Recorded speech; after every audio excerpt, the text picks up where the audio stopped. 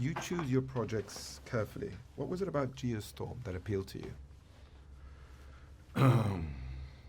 I had met Dean years back, and when he approached me about playing the president in this film, I read the material, of course, and it was a genre really that I hadn't been much involved with in my career. You know, this sort of disaster genre, thriller, and I knew the other actors that was going to be involved. I have a friendship and an admiration for my friend Ed Harris, who I would be working with in the film a lot, playing the Secretary of State to my president. So all that was, stuff that I look forward to. So I thought it was going to be a fun ride, and I was eager to be a part of it. It's a fictional, epic action thriller, I would say. How would you explain the story if someone asked you, Andy, what's Geostorm about? I would say, that Geostorm is in it's a specific genre of a sort of a mystery thriller combined, ticking clock thriller combined with a disaster genre. And it deals with, in the near future, how they've developed through science this grid that controls the world weather. And it has prevented weather catastrophes for numbers of years. Has been very successful. But at some point in the story, there either is a glitch in the system or someone is manipulating the system and use it as an offensive weapon. And the world weather patterns and catastrophes start to change and start to come more frequently and are used as a weapon of mass destruction. And the story evolves that we have to send up, me being the president, has to send up this is one of the scientists and engineers who actually constructed this system to resolve the issues, find out what went wrong, and correct it. And that's the character played by Gerald Butler. I like the name they give that system, Dutch Boy. What's the significance of that name? Well, it has to do with the dikes in Holland. Dutch boy being, Dutch being, Dutch Holland, and the dike, the boy who put his finger in the dike to prevent the dike from bursting. And so it's a metaphor or play on words on that. You play none less than the U.S. President, Andrew Palmer. What kind of a man is he? Early on, when we first got together, Dean and I, the character was not written, was not a Hispanic president. And it was actually Dean who brought up the idea of why not making him Hispanic. His name was Andrew, forget the name we had before. And I thought that in the time period that this movie would take place, that by then America would have a Hispanic president. So I thought that was a good idea. And then we searched for a name. He said he wanted to find a name that could be interesting that was simple, but also interesting in a poster that could be used maybe in the movie. Because it's during a re-election time period in the story, he's being re-elected. And so I thought a bit about what name, and I thought about the first president of the Cuban Republic, which is the country I was born in. His name was Tomás Estrada Palma. So I said to him, what about Palma, which means palm, And he loved the sound of it, and that's what we went for. That's how we came up to the name. But he's a man, obviously very accomplished and popular in his presidency and in charge of Dutch Boy, and it's responsible, even though it's an international system that all the countries contribute to. It's under the control and the leadership of America, and therefore my character. So the issues with that, with the glitches or the potential manipulation of that system, directly involves the president, my character, and the question is he responsible for the glitches? Is he the one manipulating it or not? That's for the audience to discover. It must be a fascinating character to play. I'm wondering what you did to prepare it. Well, you always have to lose yourself, sort of like live truthfully within these imaginary circumstances. So first you have to accept yourself as the president. That's the first thing you have to, take responsibility with a character. Whenever you play a character, you have to accept yourself in that role, and then you begin to draw the parallels that are important for him, that you might share, or how you can make such sort of that internal connection with the character that the person you're playing, and then you lose yourself, in the story, and you try to keep the experience of the story with the stakes as high as possible, and live through it in a spontaneous way. When things start to go wrong, he's a man of action, right? What does he do? Well, I wouldn't consider him an action hero. He's a man of intellect. Action in terms of decision making. So he has to make very specific decisions on how to solve this, and one of them is obviously organizing who he's going to send up there to investigate what's going on, and through the suggestion. And one thing about a president, I think, that or anybody in a leadership position, is you have to open yourself up and be open to good ideas, and having a great team of people around you that you can access good ideas, and ultimately you have to make the final call, but you should be open to receiving those ideas, because sometimes the solution not comes from within you, but comes from the guy at the end of the table. The leadership role of a president, or anybody in corporate business or in a football team or anything, lies in that final decision. Okay, we're going to go this way, or we're going to do this, we're going to punt, or we're going to pass, or we're going to run. What is the decision? Who's going to make the final call and take responsibility? And that would be my character's job and responsibility. And what he does is he sends up Gerald Butler, who is the guy who built that system, to go up there and decide, and investigate.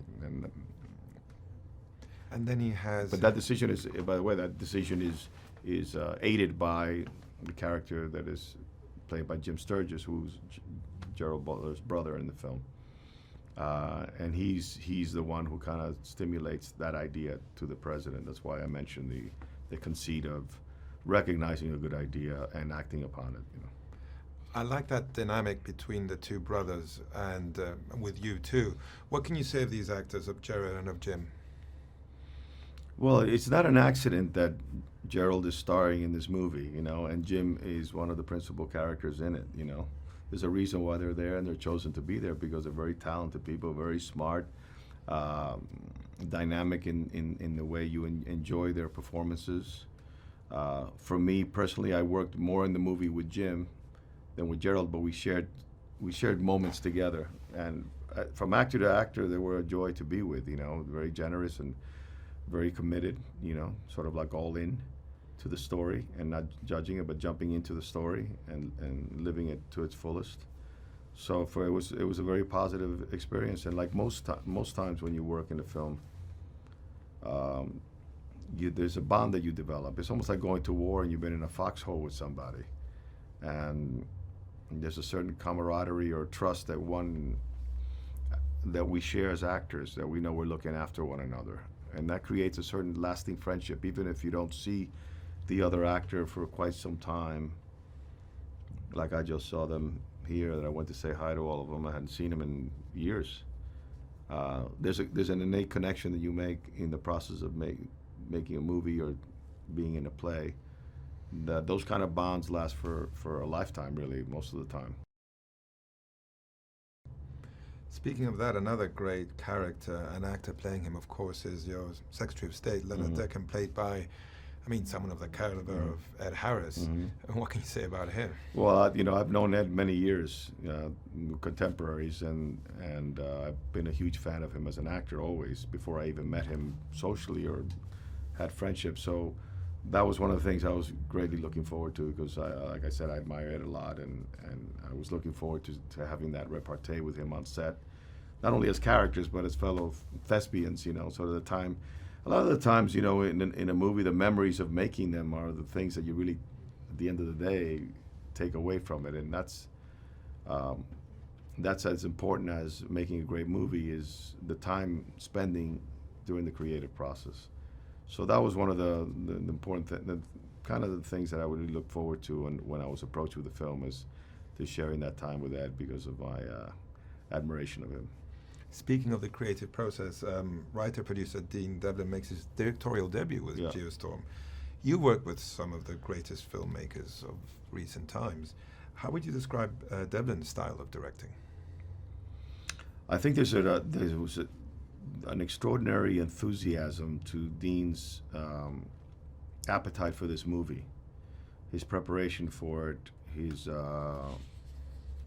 work ethic, his generosity to the actors, his playfulness within the concept. You never felt as though there's always obstacles that you have to overcome in a movie when you're making a movie and problem solving. But he never lost his tone of enthusiasm, boyish enthusiasm, I would say, in that process, and created a great workspace to work in. And he had the movie in his head. He had a movie he wanted to make and was very prepared to do it and take responsibility for it. So for me, it was a very positive relationship with him. And these things take a lot of preparation when you're dealing with a lot of this, especially in the genre of disaster. Where you're dealing with a lot of CGI work and planning and designing all that, and staging things that are particularly set against things that aren't even there yet, and you have to imagine. And so you have to imagine the cutting patterns and the perspective of where we're at and the scale of it. It's a lot to take on as a director, and he was up to the task and very enthusiastic about it. Following up on what you're saying, and speaking of tone, amongst all the tension, the high stakes, the action, there's also some room for humor, right? Mm-hmm. And that's important too. I certainly hope so. No, yes, of course, you have to keep, humor, the levity in the movie gives a sort of sense of recharging the audience, in the story, so they can go on the next ride, And as we know in life, even in the most tragic situations, there's always the ironic, element of it is always present, So I think humor is such an important part in any story, no matter how deep or how serious it is. There's always room for it, Not making fun of it, but inherently in the relationships of all the characters, there is this is like, for example, there's there's a sequence in the movie where I discover that Abby Cornish and Jim Sturgis' characters are dating, and she's displays such an extraordinary ability as a Secret Service agent that not only am I surprised that they're engaged, I encourage him for him to marry her because she's like a superwoman. So that's humor that comes out of a very serious moment in the movie, but it's the structure of it is set up so you can get a nice laugh, So what audience do you think this is for? I would say for everyone. I would say for the audience, and for anybody who enjoys this genre, which is kind of this mystery thriller, ticking clock, disaster genre, if you're into the extraordinary special effects, and if you lose yourself and empower the possibility of what could happen if a grid like this that controls the world's weather is suddenly what has been established for the good of the world and to save lives is manipulated as an offensive weapon and to spread hatred and vengeance, sort of like create sort of a hell on earth. I think that's a great scenario. Now looking back at it, Andy, how much did you enjoy being a part of Geostorm? I had extraordinary memories, like I said, during the making of it, the relationships that I formed with my fellow thespians, and I still have them today, and that's a blessing. Not only do you get a chance to play, because ultimately we enjoy the idea of playing, and losing ourselves as actors within this imaginary world,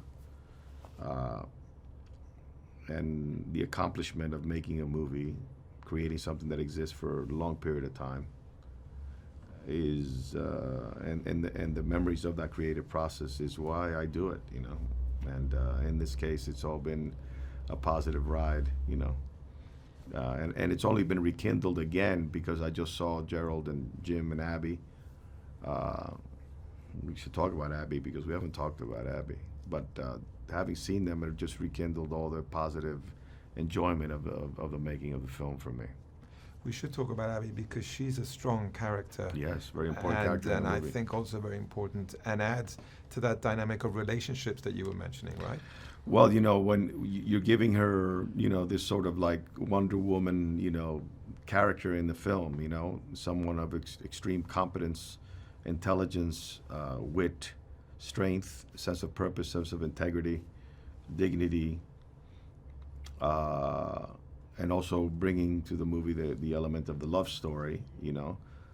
But when the camera pans to any actor, the audience has to immediately say, I buy this character in this role. I'm all in to now tell me the story.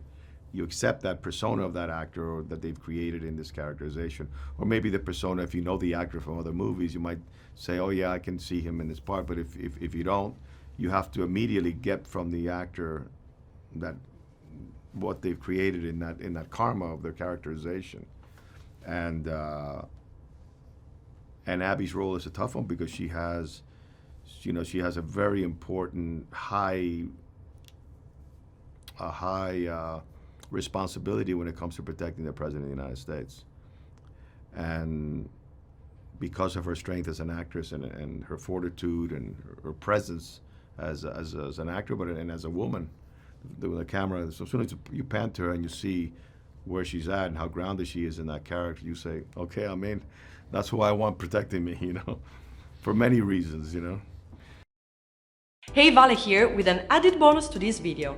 Now, just like me, I'm sure you love movies, and I've got some pretty interesting movie budget facts, if I do say so myself. Did you know that the movie Gravity was more expensive than the Indian Mars mission? Yes. Paranormal Activity cost less than $15,000 to make, but crossed over $193 million. The production of Disney's film Tangled was more expensive than Avatar's production. Best Picture Oscar winner Moonlight was made for only $1.5 million. There hasn't been a Best Picture winner with a budget that low since Rocky. Napoleon Dynamite had a budget of only $400,000, and John Heder was paid only $1,000 for his role as Napoleon. Pirates of the Caribbean on Stranger Tides officially holds the record for the most expensive movie ever made, with a budget of $378.5 million.